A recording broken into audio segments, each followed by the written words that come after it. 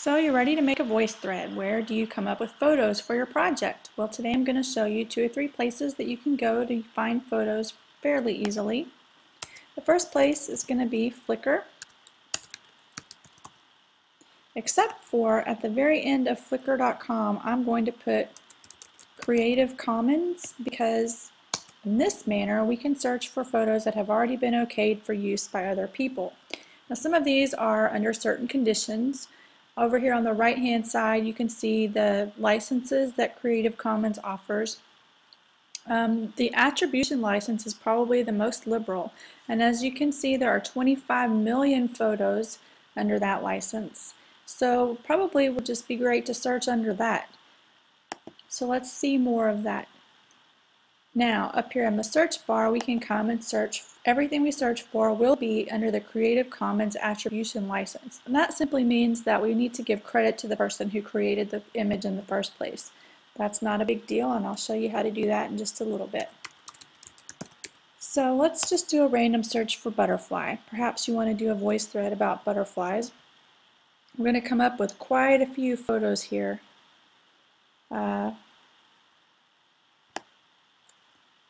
Let's just pick this one at random.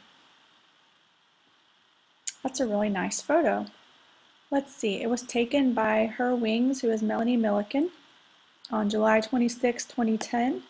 And if we keep scrolling down, we can come down and see license, some rights reserved. Let's click on that and double check what her license is.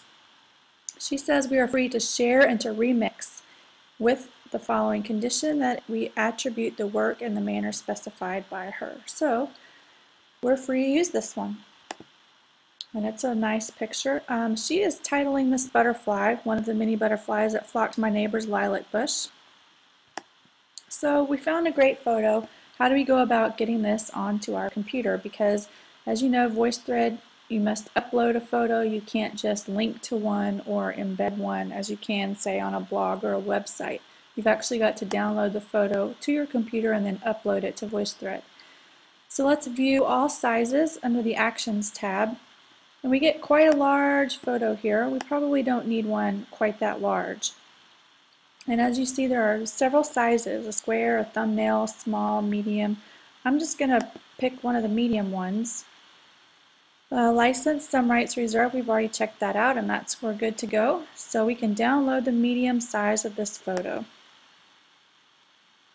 Now if you're using a Windows operating system, it's going to look a little different than this, but the idea is still the same.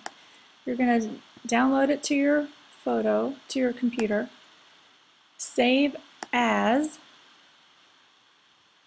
I'm going to title this Butterfly 3 because I already have a couple of butterfly shots on my computer, and usually when I'm doing a search I will save it to my desktop or a folder on my desktop, which I didn't make this time ahead of time. But anyway, save it to your desktop so that you can access it easily later, and then when you're all done with your VoiceThread you can put that file somewhere else on your computer to save for another time. So now it's saved onto my hard drive. And you know, when you're searching for photos, sometimes you go through 50 photos before you find one you like, or maybe you just save everything because you're afraid you're not going to know where to go back to find it. So what I like to do is, I'm using a template here, and as I find my photos I'm going to go ahead and put where I found it, because 20 photos later I might forget where I found it, and then when I'm doing my credits at the end of my VoiceThread I'm going to forget where I found it. So this is just a Word document. I put a little thumbnail picture with the title of the photo that I named it on my computer. The author is Melanie Milliken. She titled her work Butterfly, and here's the link. Now when you are attributing in your credits section at the end of your VoiceThread, you're going to need an author, a title, and a link. However, it's not quite the same as citing something in a written work where you're using the APA or MLA, and they have very, very specific things that you have to have in a specific order with specific punctuation. It's not quite that strict. Sometimes you're actually going to find that there is no author listed. that maybe they just have their username and they don't have their name, or they didn't title it, they just left it up as a photo with a number. So the most important thing for you to get, if you can't get anything else, is the link to the original place where the work was found, not on someone's blog or not on someone's website, but the original place where it was uploaded. And this is Flickr, the original place where the person uploaded it. So as I'm finding my photos, I'm going to go ahead and fill in this chart so that when I get to the end, I can remember all of my information without having to go back and research for everything all over again. Another place you might go to find some images is publicdomainimage.com. The neat thing about these is read at the very top, public domain images, royalty-free stock photos, copyright-friendly, free images, not copyrighted, no rights reserved. All pictures on this site are explicitly placed in the public domain, free for any personal or commercial use. So, although in the fine print they do say they would like for you to link back, we'll just pick an animal here. Let's pick bears. You do kind of have to scroll through some of the advertisements here. How about grizzly bear cubs? That looks good. Now, how do we get this one onto our computer? Well, if you're using a Windows-based computer, you're probably going to right-click and then say Save As.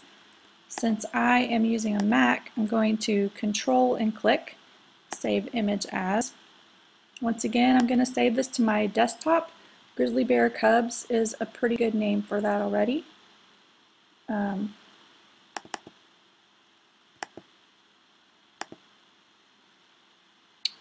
I'm going to save that. So now that's on my hard drive. But once again, before I forget where it is and all that good stuff, I need to go back to my sheet here.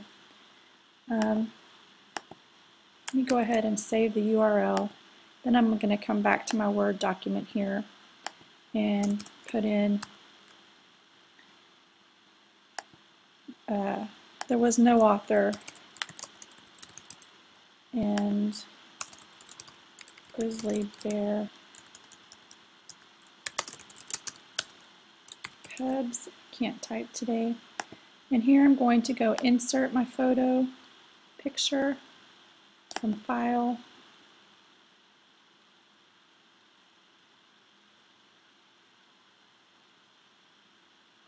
It's going to go very slowly for me today. There's my grizzly bear cubs. I'm going to insert that, but it's going to be really kind of big. And actually, there might have been an option to download a larger size if I wanted it to be a little bit bigger photo in the end. And it was called Grizzly Bear Cubs on my hard drive. Back on the public domain image homepage, I wanted to show you again, here on the left-hand side it says free for everyone, for kids, parents, teachers, professors, webmasters, creative artists, anyone who needs free copyright-friendly pictures. It does say please consider linking back or giving us credit for any picture that you use. So we put that onto our Word document, and so we're good on that. There are literally tons of pictures over here, categories that you can search through, so I think that you'll get a lot out of this website. The last website I wanted to tell you about is picsforlearning.com. These photos are all absolutely free to use for educators and students, teachers, anybody in that realm. The neat thing about this one, let's do a search for butterfly. And I want to show you that it's already got the attribution for you. All you have to do is cut and paste. Let's just randomly pick the first photo that we come up with here.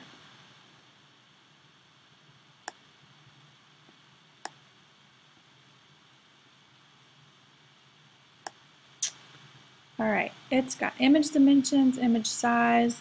Down here it's got the photographer, Laura Anderson. This is a monarch butterfly. And under bibliography, all you need to do after you download your image, save as to your hard drive again. You're going to come down here and just, it's already got your URL, it's already got your author, everything in it for you. You're just going to cut and paste this to your Word document. So there you go. 3 websites that you can visit to find photos for your VoiceThread project.